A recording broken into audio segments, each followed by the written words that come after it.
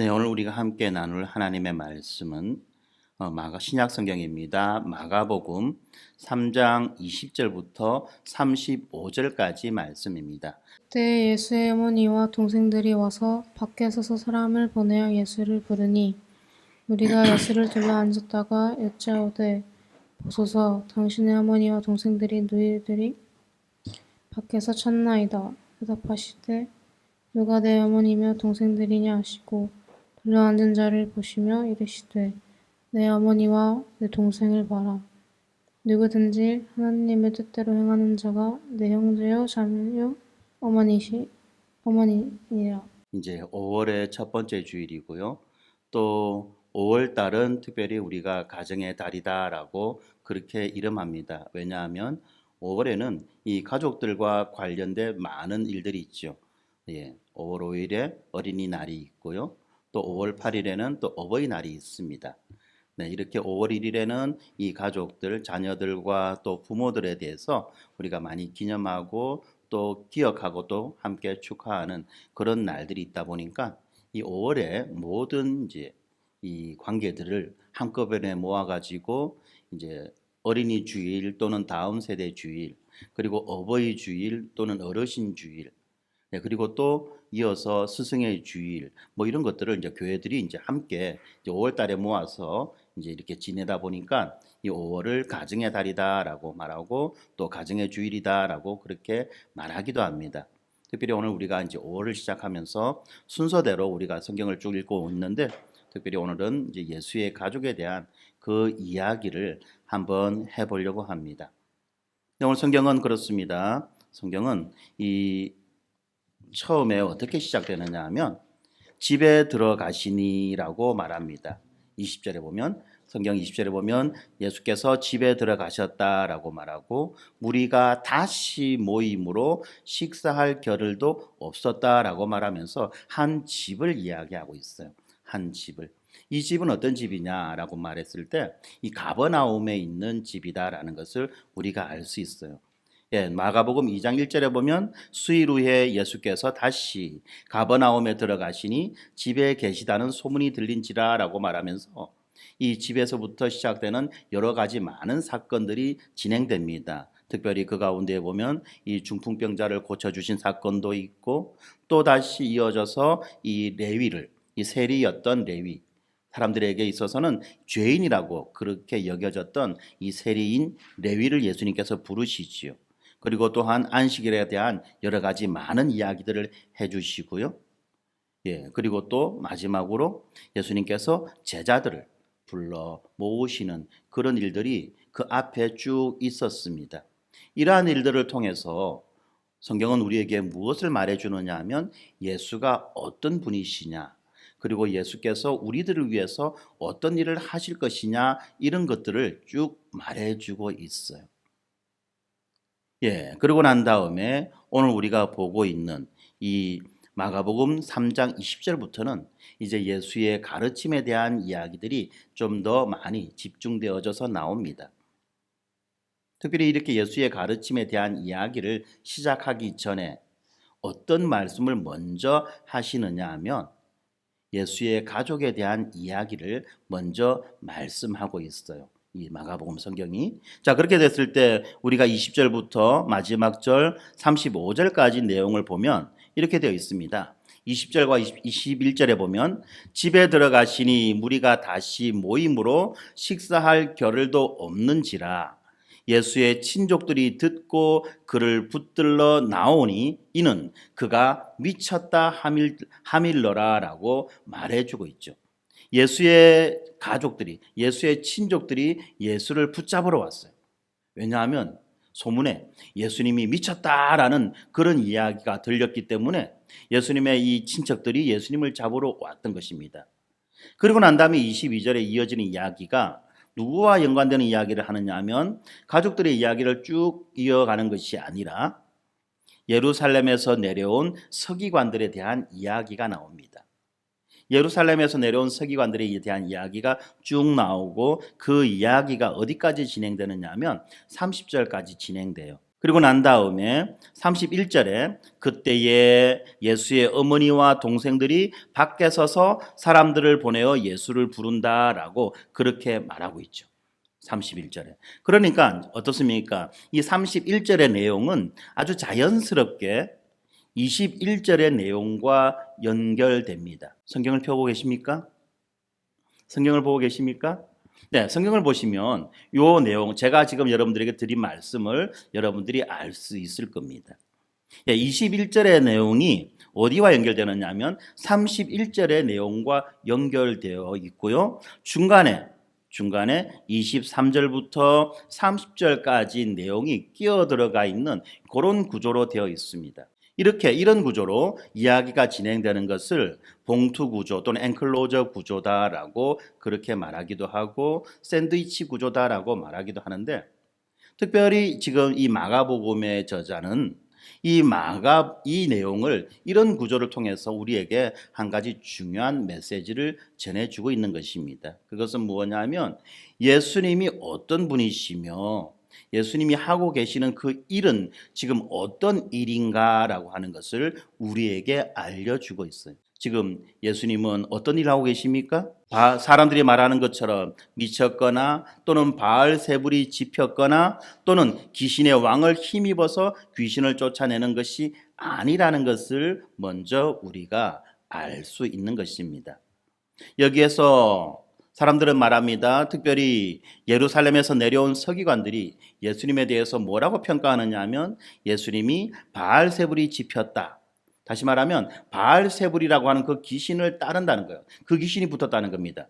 바알세불이라고 하는 귀신이 붙었다. 또는 예수님이 하시는 일이 귀신의 왕을 힘입어서 귀신을 쫓아내는 일이다라고 그렇게 말하고 있다는 겁니다. 누가? 예루살렘에서 내려온 서기관들이. 그리고 또 예수님의 친척들은 예수님을 어떻게 여기고 있습니까? 미친 사람으로 여기고 있어요. 아주 예수님에 대한 심각한 오해라는 것을 우리가 다른 내용을 살펴보지 않더라도, 다른 말을 듣지 않더라도 충분히 알 수 있겠죠. 그런데 이 본문에서는요, 예수님을 가장 잘 알고 예수님과 가장 가까이에 있던 친척들을 조차 예수님에 대한 오해를 한다는 것입니다.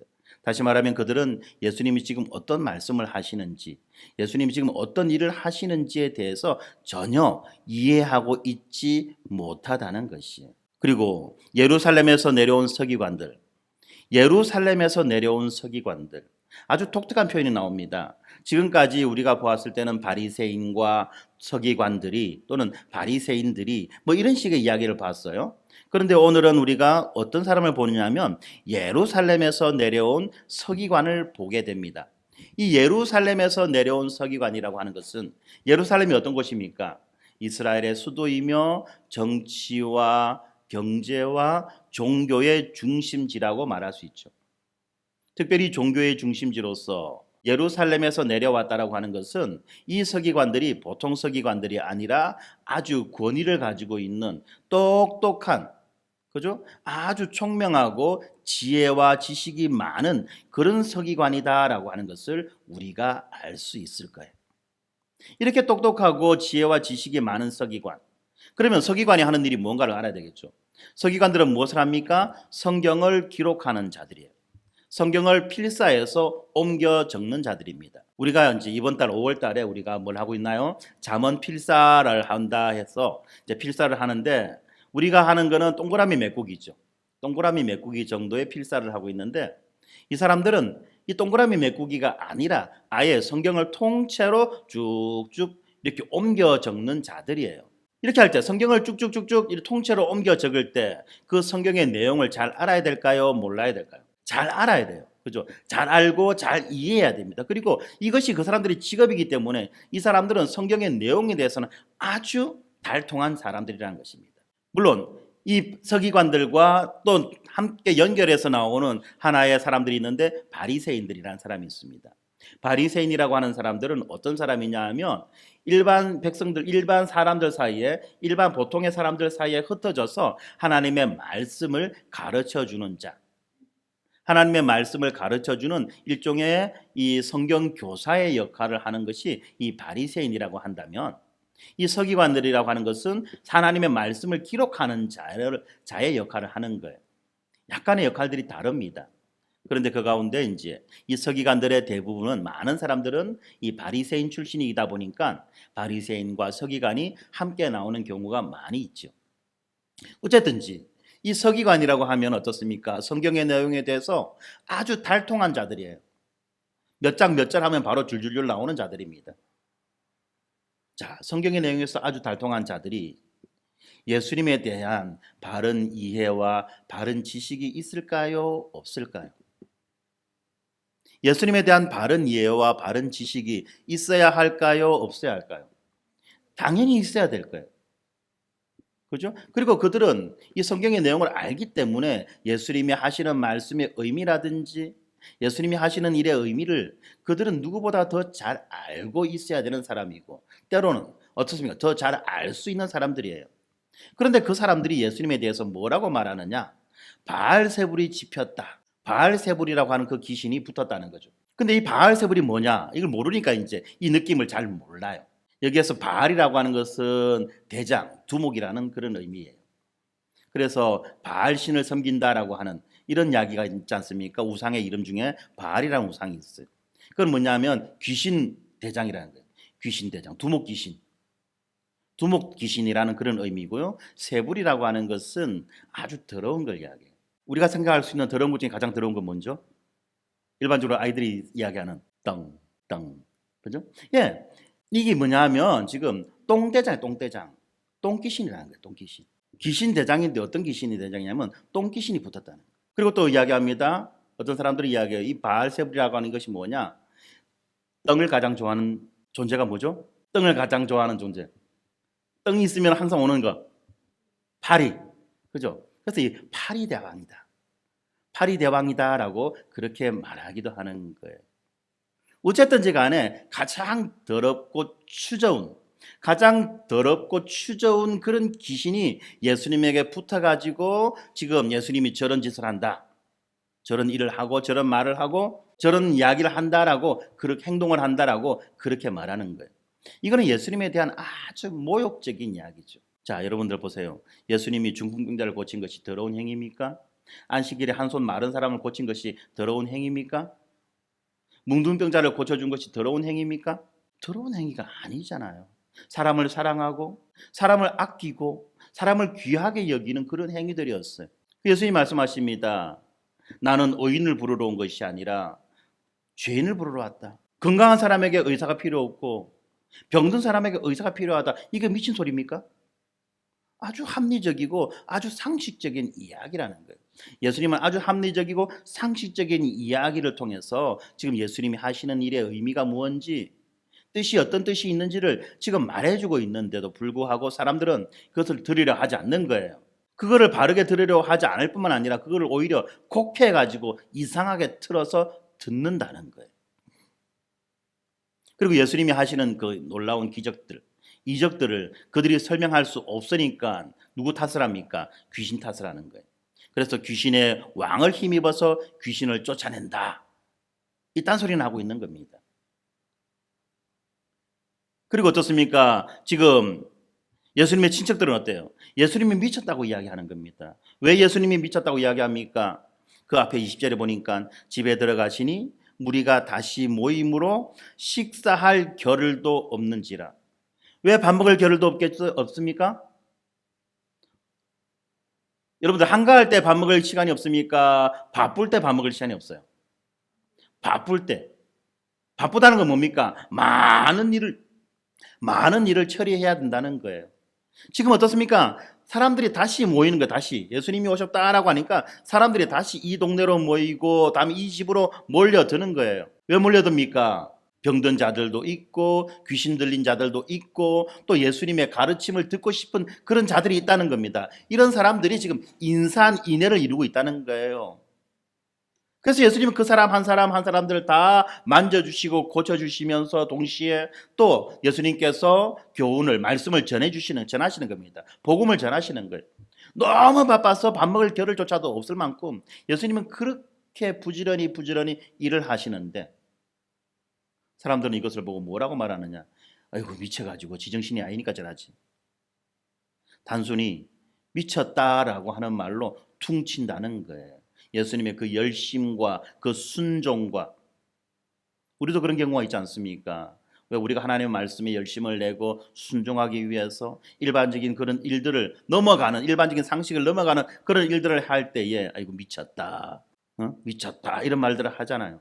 어떤 그런 의미로서 지금 이렇게 이야기하는 것 같아요. 그래서 친족들이 이 미친 예수를 붙잡으려고, 더 이상 미친 못하게 하려고 그렇게 왔다는 것입니다. 친척들은, 예수님의 친척들은 예수님을 미쳤다라고 여기고 그를, 예수님을 붙잡으려고 왔고, 또 예루살렘에서 내려온 서기관들, 많은 사람들의 존경과 존중을 받고 인정을 받고 있는 이 사람들은 예수님을 보고 더러운 똥귀신 들렸다, 귀신의 왕을 힘입어 가지고 귀신 쫓아낸다라는 식으로 완전히 예수님의 그 일들을 곡해하고 왜곡하고 아주 낮게 모욕하고 무시하고 멸시하는 그런 평가를 내리고 있다는 거예요. 자, 그런 상황 속에서 예수님은 지금 뭐라고 말씀하십니까? 그들을 불러, 23절입니다. 그들을 불러다가 비유로 말씀하십니다. 왜 비유로 말씀하십니까? 알아들을 수 있도록 하기 위해서 쉽게 예를 들어서 설명하는 거예요. 바로 직설적으로 이야기하면 못 알아들을 수 있으니까 알아들을 수 있도록 하기 위해서 쉽게 예를 들어서 설명하는데, 뭐라고 말씀하시느냐 하면, 사탄이 어찌 사탄을 쫓아낼 수 있겠느냐? 사탄이 어찌 사탄을 쫓아낼 수 있겠느냐? 나쁜 놈이 어떻게 나쁜 놈 쫓아내겠노? 나쁜 놈은 한 편인데. 그런 이야기를 하는 겁니다. 나쁜 놈은 한 편인데 나쁜 놈이 말라고 나쁜 놈 쫓아내겠노? 라고 말하면서 세 개의 만일이 나오죠. 24절, 25절, 26절에 보면 세 개의 만일이 나옵니다. 만일 나라가 스스로 분쟁하면 그 나라가 설 수 없고, 집이 스스로 분쟁하면 그 집이 설 수 없다. 그렇지 않습니까? 한 나라 안에 내란이 일어납니다. 그러면 나라가 어떻게 됩니까? 쪼개져요. 한 집안에 분쟁이 일어납니다. 엄마와 아빠가 싸움이 나가지고 막 말릴 수가 없게 돼요. 그러면 그 집 어떻게 됩니까? 엄마 아빠가 이혼해요. 망하는 거예요. 이런 일이 생긴다는 것입니다. 그런 일이 생기지 않겠느냐? 그러니까 나라가 스스로 분쟁하는 것, 한 집이 스스로 분쟁하는 것은 그거는 있을 수 없는 일이다. 마찬가지로 사탄도 마찬가지라는 겁니다. 사탄이 자기를 거슬러 일어나 분쟁하면 사탄도 망한다는 거예요. 나라도 망하고 집구석이 망하는 것처럼 사탄도 만약에 이런 짓을 하게 되면 사탄도 망하게 되는 것이다. 그러니까 무슨 말입니까? 지금 이 서기관들이 했던 그 말을 예수님은 지금 비유를 들어가지고 반박하고 있다는 거예요. 반박하고 있다는 겁니다. 그리고 난 다음에 27절에 보면 예수님이 무슨 말씀을 하시느냐? 사람이 먼저 강한 자를 결박하지 않고는 그 강한 자의 집에 들어가 세간을 강탈하지 못하리니 결박한 후에야 그 집을 강탈할 것이다 라고 말하면서 일종의 이 강도 이야기를 합니다. 아주 좀 심한 극단적인 이야기를 예수님이 하시는 거예요. 왜냐하면 지금 이 사람들도 아주 예수님에 대해서 심하게 이야기하잖아요. 그러니까 예수님도 같이 심하게 말씀하시는 겁니다. 그래서 한 사람이 어떤 집을 털려면 어떻습니까? 강한 자를 결박해야 돼요. 강한 자를 결박하고 난 다음에 그 집에 강한 자를 묶어놓아야지만이 그 집의 것을 마음껏 들고 나올 수 있다고 이야기하는 것입니다. 예수님이 갑자기 도둑이야? 강도야? 왜 이런 이야기 하는 거야? 라고 하는데 우리가 이 말을 잘 이해해야 됩니다. 여기서 강한 자라고 하는 것은 어떻습니까? 착한 주인이 아니라는 거예요. 악한 주인이라는 겁니다. 그 악한 주인에게서 고생당하는 자들, 그 악한 주인에게서 함부로 취급당하는 자들, 이런 자들을 구해내려고 하면 어떻게 해야 되느냐? 그 악한 자를 묶어야 되지 않겠느냐? 그 악한 자를 묶어야 놓고 마음대로 움직이지 못하게 하고 난 다음에 그가 악한 영향력을 행사하고 있던 그러한 것들을 우리가 건져올 수 있지 않겠느냐라고 말하시면서 지금 예수님께서 고쳐주셨고 치료해 주셨고 귀신을 쫓아내셨던 그 사람들이 지금 상태가 어떤 상태인지를 알려주고, 뿐만 아니라 동시에 예수님이 어떤 존재인지를 알려주는 거예요. 예수님은 병의 권세보다도, 문둥병의 권세보다도, 귀신의 권세보다도 더 강한 자, 더 능력 있는 자이기 때문에 예수님께서 이러한 일을 하실 수 있는 것이다라고 그렇게 이야기해 주는 겁니다. 그러면서 28절에 보면 한 가지 경고가 나옵니다. 내가 진실로 너희에게 이르노니 라고 하는 말이 먼저 나오죠. 내가 진실로 너희에게 이르노니, 이건 어떤 말입니까? 그냥 하는 말이 아니라는 겁니다. 강조해서 하는 말이에요. 다시 말하면 잘 들어라 이런 말입니다. 자, 눈을 뜨세요. 고개를 드세요. 그리고 잘 들으세요. 이 말이에요. 정신 똑바로 차리고 들어라 이 말입니다. 내가 진실로 너희에게 이르노니 사람의 모든 죄와 모든 모독하는 일은 사심을 얻되 누구든지 성령을 모독하는 자는 영원히 사심을 얻지 못하고 영원한 죄가 되느니라 라고 말씀하시면서 사람에 대한 모독죄와 성령에 대한 모독죄 두 가지를 이야기하고 있어요. 사람의 모든 죄와 모든 모독하는 일은 사심을 얻을 수 있다. 그렇죠. 사람이 살다 보면 실수할 수 있다는 겁니다. 잘못 이해할 수 있다는 거예요. 그래서 때로는 함부로 말할 수도 있다는 것입니다. 그런데 그러한 일들은 어떻습니까? 깨닫고 난 다음에 바르게 인정하고 회개하고 돌이키면 다 용서가 되는 것인데, 성령을 모독하는 자, 성령에 대해서 오해하고 성령의 다스림과 통치를 인정하지 않고 인격적으로 의지적으로 거부하는 자들, 성령을 무시하는 자들, 이런 자들은 어떻습니까? 용서받지 못한다라고 말합니다. 그러다 보니까 많은 사람들이 도대체 어떤 것이 성령을 모독하는 죄냐, 이것에 대해서 어떤 것이 도대체 용서받지 못한 죄냐라는 것에 대해서 많은 궁금증을 가지고 또 많은 설명들을 붙입니다.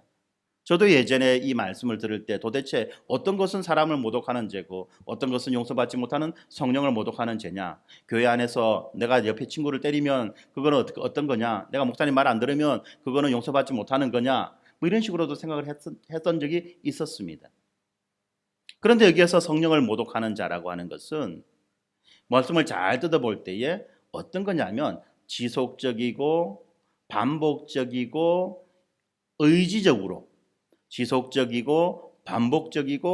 의지적으로 거부하는 자, 거부할 뿐만 아니라 그것을 멸시하는 자, 바로 이것이 성령을 모독하는 자라는 것입니다. 다시 말하면 어떻습니까? 성령께서 우리에게 감동을 주시고 어떤 깨달음을 주시고 생각을 주시고, 그죠? 끊임없이 우리들을 자극시키십니다. 왜냐하면 우리들 하여금 깨어나라고, 우리들 하여금 죽음의 그 자리에서 깨어나라고 그렇게 끊임없이 우리에게 말씀을 들려주시고 깨달음을 주시고 어떤 감동과 느낌들을 주신다는 거예요. 그런데 어떻습니까? 말씀을 듣기 싫어해서 의지적으로 귀를 막고 또 그 성령께서 주시는 그 감동을 따르면 손해볼까 싶어가지고 의지적으로 그것을 거부하고, 성령께서 깨달음을 주셨을 때에 그 깨달음에 대해서 의도적으로 왜곡하고 곡해하고 합리화하는 이런 악한 일들, 그것도 한 번, 두 번이 아니라 반복적으로 이루어질 때 그것이 무엇냐? 성령을 모독하는 것이라는 겁니다. 이 모독이라는 말을 잘 들어보세요. 지금 누가 누구를 모독하고 있습니까? 특별히 예루살렘에서 온 서기관들이 예수님을 모독하고 있어요. 자, 예수님의 친척이 예수님에 대해서 미쳤다라고 말합니다. 이 두 가지가 같을까요? 다를까요? 똑같이 어떻게 보면 크게 보면 예수님에 대해서 잘 이해하지 못하고 함부로 말하는 것은 분명합니다만, 그런 예수님의 친척이 예수님을 보고 그렇게 말하는 것은 예수님이 밥 먹을 겨를도 없이 너무 바쁘게 일하고 이거는 보통 지정신으로 하는 게 아니라고 여겨지기 때문에 미쳤다라고 그렇게 본다는 것입니다. 예수님이 여기저기 돌아다니고 여기 가서 이렇게 이야기하고 저기 가서 또 이런 일도 하고 저런 일도 하고 막 때로는 사람들이 알아듣지 못하는 말도 하고 사람들이 알아듣지 못하는 일도 하고 막 그러다 보니까 저거는 보통이 아니다. 저거 미친 거다, 미친 거 라고 말하는 거예요. 그래서 예수님을 붙잡으러 왔다는 것도 어떤 사람들이 이렇게 말합니다. 예수님을 좀 쉬게 하려고. 예수님을 좀 쉬게 하려고 그렇게 왔다라고 그렇게 말하는 사람들도 있어요. 어쨌든지 간에 지금 이 사람들이 예수님의 친척이 예수님에 대한 그 오해는 사람에 대한 오해라는 거예요. 그러나 서기관은 어떻습니까? 말씀에 정통한 자들이에요. 구약성경 창세기부터 말라기까지 내용들을 아주 줄줄이 꿰고 있는 자들이에요. 그러므로 예수님이 하시는 일이 구약에 있는 어떤 부분들에 대한 이야기인지를 알 수 있는 자들이에요. 그럼에도 불구하고 그것을 의도적으로 거부하는 거죠. 왜? 자기들의 기득권에 피해가 올까 싶어서, 자기들의 명성에 금이 갈까 싶어서, 자기들이 지금까지 백성들로 하여금 절대적인 그런 지위와 그런 영향력을 누리던 것이 이제 예수님 때문에 깨어지고 흔들릴까 싶어서, 그래서 예수님에 대해서 의도적으로 비방하고 모독하는 거라는 겁니다. 한번 보세요. 어떻게 사람을 똥에다 비유해가지고 똥귀신이라는 말을 할 수 있어요? 어떻게 귀신의 왕이라는 말을 할 수 있습니까? 무식하고 모르면 그런 말 할 수 있어요. 예. 그런데 이 말의 의미가 어떤 건지를 안다면 그런 말을 함부로 쓸 수가 없다는 거예요. 귀신의 왕이라는 것은 뭡니까?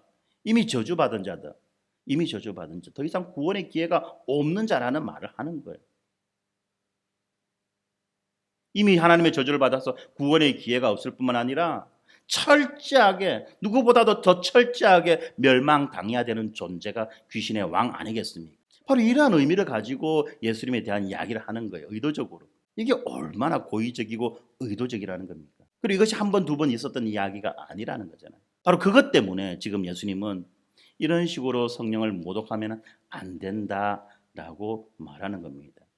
그럼에도 불구하고 그들은 끝끝내 어떻습니까? 돌이키지 않지요. 그리고 예수님을 마침내 십자가에 매달아 죽여버립니다. 제목이 뭐죠? 신성모독죄. 하나님을 참칭한다라고 하는 그 신성모독죄로 그들은 예수님을 죽입니다. 그러나 진짜 성령을 모독하고 하나님을 모독한 자는 누구입니까?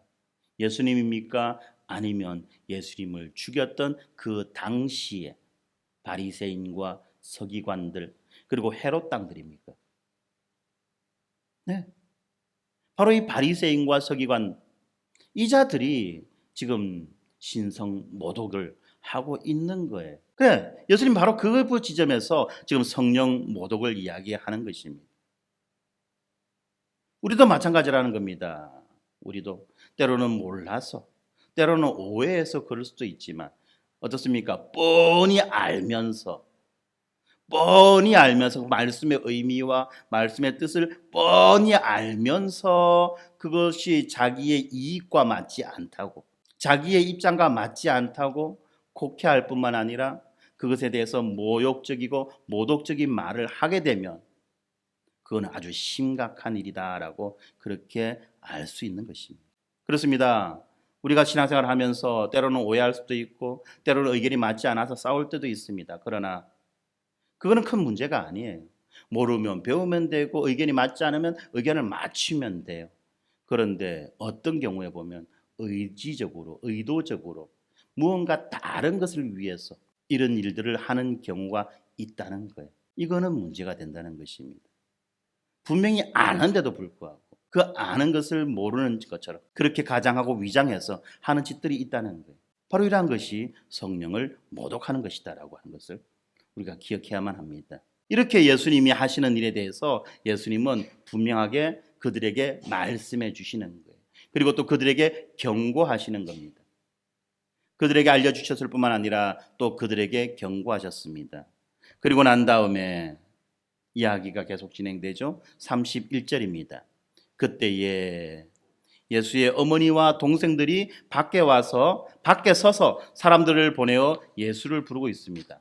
예, 밖에 서서 사람들을 보내어 예수를 부른다. 이 이야기가 몇 절과 연결된다고 했습니까? 바로 21절과 연결된다고 했죠. 21절에서는 예수의 친족들이 듣고 예수님을 붙잡으려고 나왔습니다 라고 말하는데 그 친족들이 구체적으로 누군가에 대한 이야기를 31절에 보면 알 수 있죠. 예수의 어머니와 동생들이다.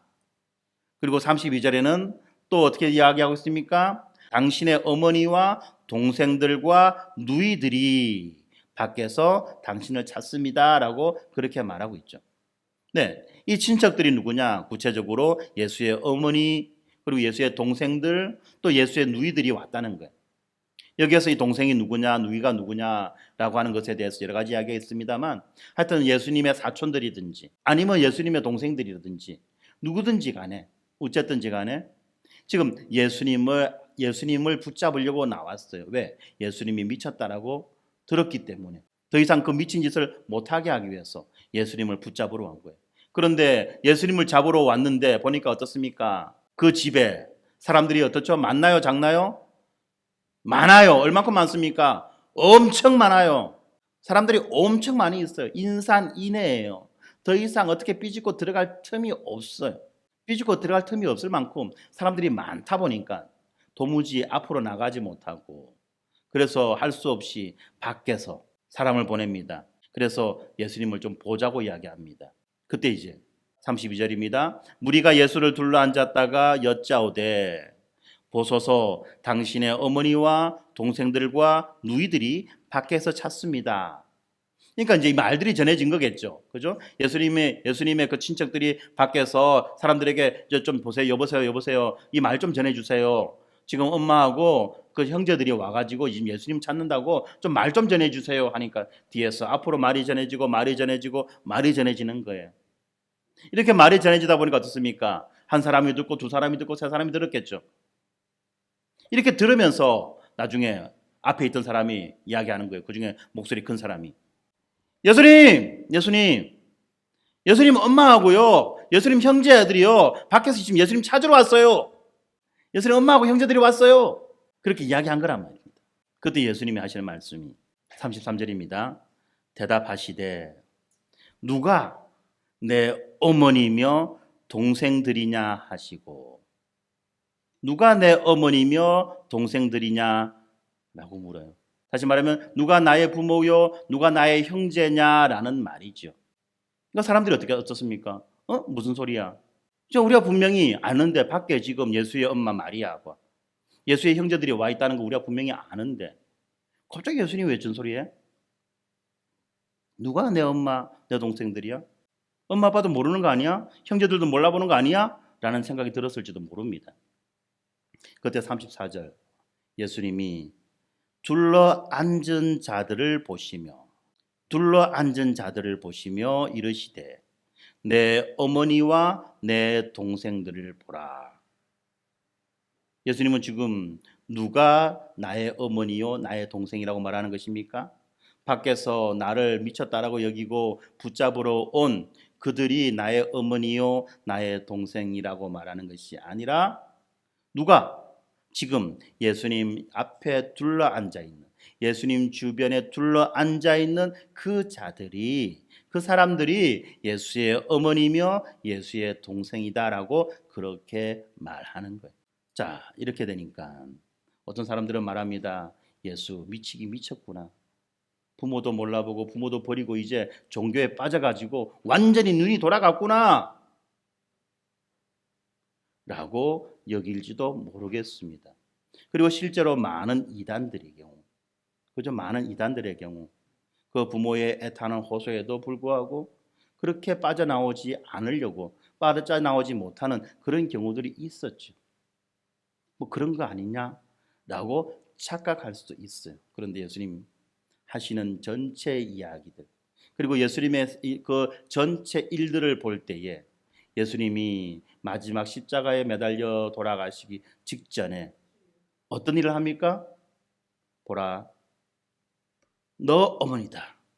그죠? 예수님의 어머니 마리아를 향해서 요한에게 말씀하세요. 보라, 이제부터는 너의 어머니로 여기고 그 어머니를 잘 모시도록 하여라. 끝까지 예수님은 부모와 형제를 몰라보고 버렸던 것이 아니라는 거예요. 부모도 마음에 있고 형제도 예수님의 마음에 있어요. 단지 무엇입니까? 예수님이 하시는 일을 그들이 제대로 알지 못했다는 것입니다. 그들이 제대로 알지 못하고 단지 어떤 육신의 정을 가지고 그것을 자기들의 의도대로 끌고 가려고 할 때에 어떻습니까? 그것이 하나님의 일에 방해가 됩니까? 도움이 됩니까? 하나님의 일에 방해가 되니까 잠깐 물려 놓았던 것이. 그러면서 35절입니다. 누구든지 하나님의 뜻대로 행하는 자가 내 형제요, 자매요, 어머니다 라고 하면서 예수님께서는 새로운 가족을 말씀하세요. 육신의 어머니, 육신의 형제라고 할지라도 하나님의 뜻대로 행하지 않는다면 어떻습니까? 그 관계가 영원히 유지될 수 없다는 거예요. 영원이라고 말했습니다. 영원이라는 것은 죽음 이후도 말하는 거예요. 그 관계가 영원히 유지될 수는 없는 거예요.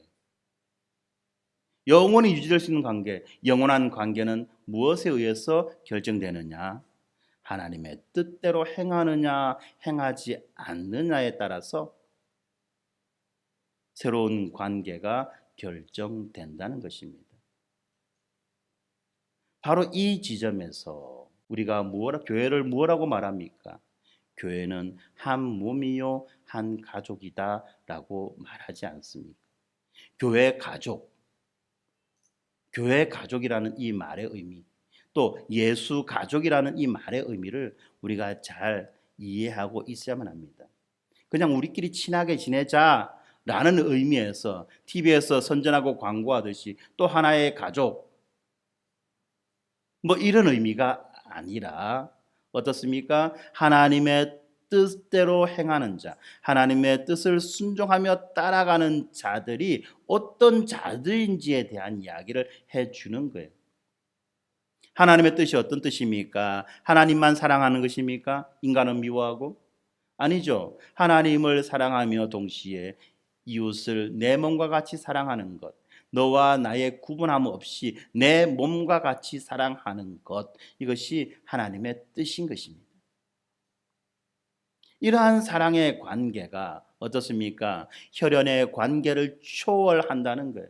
혈연의 관계를 부정한다는 것이 아니라 혈연의 관계를 초월하는 새로운 관계를 낳게 된다는 것입니다. 이 부분을 우리가 단지 이성적으로뿐만이 아니라 우리의 인격적으로 받아들이고 고백할 수 있어야만 하는 거예요.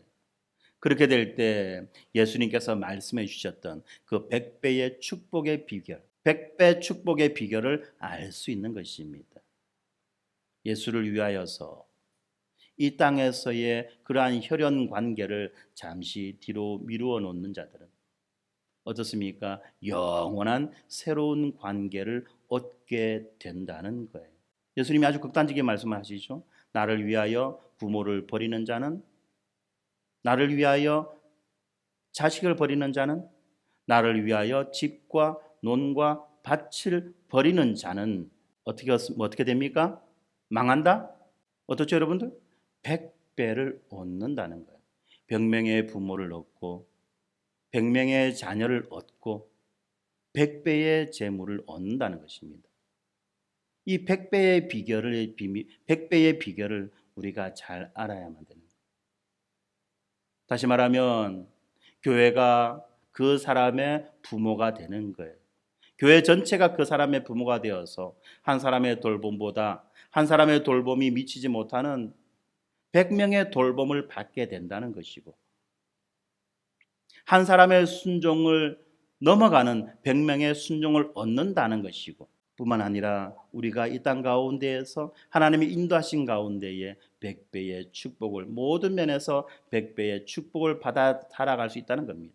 더 이상 나 혼자 외롭게 고통스럽게 경쟁하며 싸우며 살아가지 않아도 된다는 것입니다. 이 땅 가운데에서 왜 경쟁이 그렇게 치열합니까? 내가 남보다 더 나은 것을 얻기 위해서, 내가 남보다 더 잘 살기 위해서 나라고 하는 인식이 강하기 때문에 그만큼 경쟁이 치열한 거예요. 그러나 나라는 인식보다도 우리라는 인식이 강해진다면 어떻습니까? 경쟁은 그렇게 치열해지지 않을 수 있는 겁니다. 나라는 인식이 강할 때 우리는 어떻게 됩니까? 다른 이의 불행이 나의 행복이에요. 왜요? 남이 망하고 못 돼야지 내가 잘 될 수 있는 기회가 생긴다는 것입니다. 그래서 직장에서 어떻습니까? 아주 극단적인 생존 경쟁이 펼쳐지는 현장이 직장인데, 직장에서 나 말고 누가 잘려야 돼요.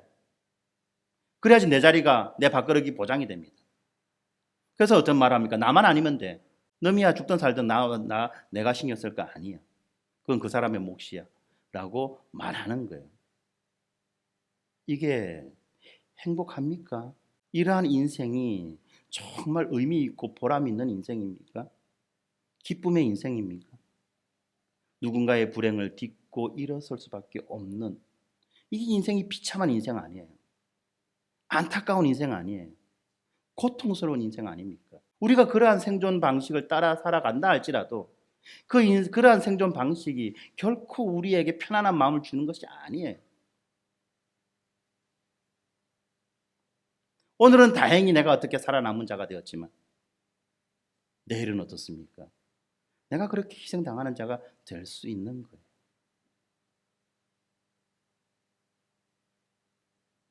거기에서 어떤 사랑을 말할 수 있고 소망을 말할 수 있고 기대를 말할 수 있느냐는 거예요. 그런데 여기에서 우리라는 개념이 들어오게 되면 문제는 좀 달라진다는 것입니다. 우리라는 개념이 들어오면. 그래, 우리가 함께 조금 고통을 나누면 되지. 내가 한 숟가락 덜 먹으면 되지. 내가 밥 한 그릇 덜 먹으면 되지. 라는 식으로 함께 그 어려움을 이겨나가려고 하는 그런 마음이 있다 한다면 어떻습니까?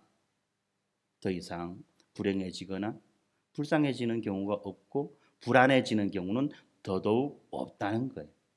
그러한 것들을 가장 원초적으로, 가장 직접적으로, 체감적으로 경험할 수 있는 공간이 어디냐? 바로 교회 공동체라는 것입니다.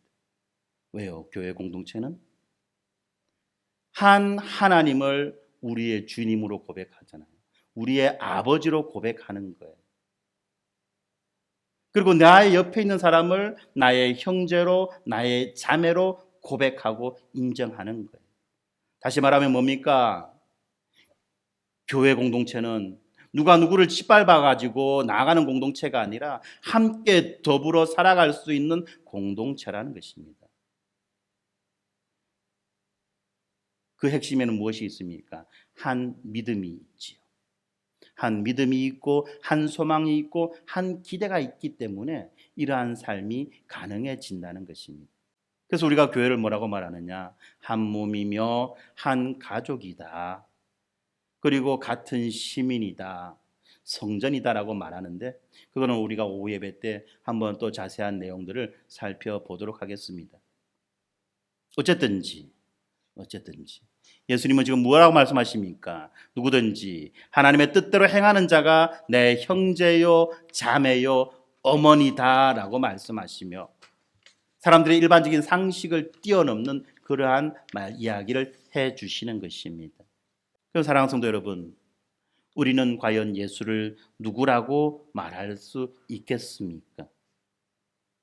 예수님의 그 참된 면모를 알지 못하는 자들처럼 단지 신기한 일을 하는 자 또는 친척들의 인식처럼 예수님을 단지 미친 자, 자기 정신이 아닌 자 또는 예수님을 모독하는 사람들의 이야기처럼 똥귀신 들린 자 아니면 대장 귀신 들린 자 이런 식으로 우리는 예수님에 대한 이해를 할 수 없다는 것입니다. 예수님은 죄인들을 부르시러 온 도무지 자기 스스로는 자기 인생의 근본적인 문제들을 해결할 수 없는 우리들을 부르시러 온 하나님 나라의 주님이시라는 겁니다. 더 이상 나를 이 세상 가운데에서 외롭게 살아가지 않도록 나에게 새로운 가족을 만들어 주시고 허락해 주시며 그 가족 가운데에서 사랑과 평안을 누리며 살아갈 수 있도록 해주신 우리 가정의 주인이시라는 것입니다. 이러한 예수님에 대한 그 믿음 위에, 이러한 예수님을 향한 그 믿음 위에 이제 어떻습니까? 우리의 새로운 관계가 펼쳐져 나가는 것이고, 예수님은 이것을 위해서 밤낮 쉬지 않고 먹을 때조차 제대로 찾지 못한 채, 다시 말하면 미친 듯이 예수님은 지금 그렇게 일하고 계시는 거예요. 그래서 만약에 예수님이 미쳤다고 한다면 누구 때문에 미친 것입니까? 바로 우리 때문에. 우리들을 구원하시기 위하여서, 우리들에게 사랑과 평안을 나눠주시기 위하여서 미친 거예요. 바로 그러한 예수님이라는 것을 우리가 분명히 기억해야만 합니다. 그리고 우리가 이러한 예수님을 기억할 뿐만 아니라 바르게 고백하고 믿게 될 때에 이제 우리는 예수 그리스도 안에서 새로운 관계로 들어가게 됩니다. 오늘 본문은 그것이 새로운 가족이다라고 말합니다. 이 가족은 어떤 가족입니까? 혈연의 관계를 뛰어넘는 천상의 가족입니다. 그리고 구체적으로 이것은 우리에게 교회 공동체, 예수 가족으로 드러나게 되는 거예요. 갑자기 교회 공동체라고 하니까 숨이 딱 막힙니까? 원래 가족이 그런 거예요. 마음에 안 들어요. 가족은 잘 마음에 안 듭니다. 그러나 어떻습니까? 서로 받아들이고 가족이라고 여기고 그렇게 살아가는 거예요. 우리 요 앞에 호영이하고 세영이하고 앉아 있는데 둘이 마음에 드는지 모르겠어요.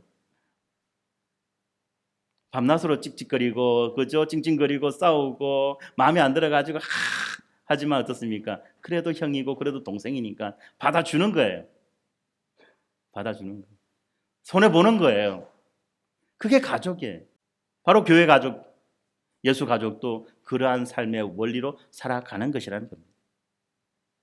그렇기 때문에 이 가족은 어떻습니까? 혈연의 관계를 뛰어넘는 초월하는 바로 그 천상의 관계라는 것입니다. 그리고 우리는 이 관계를 통해서, 이러한 천상의 관계를 통해서 이 땅을 살아가지만, 정말로 비참하고 참혹하고 고통스러운 이 땅을 살아가지만 우리는 이 땅 가운데에서 하나님의 나라 천국을 누리는 자들인 것입니다. 그리고 그렇게 우리가 천국을 누리며 나아갈 때에 우리에게 요구되어진 것은 무엇입니까? 하나님의 뜻대로 순종함으로 서로를 가족으로 인정하고 받아들이고 용납할 뿐만 아니라 유무상통하는 것. 가진 것은 비록 작으나 그 작은 것을 서로 나누며 살아가는 것. 시간도 나누고 마음도 나누는 거예요.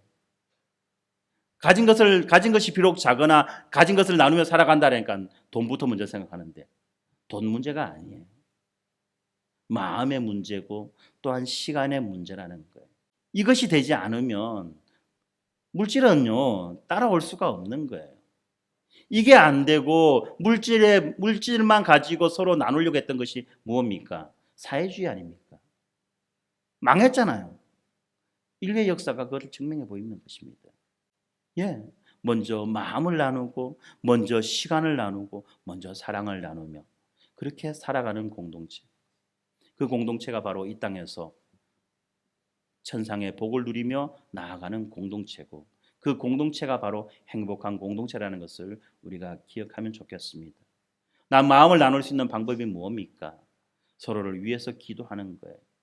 관심을 갖고 살펴보는 거예요. 그래서 기도가 중요한 겁니다.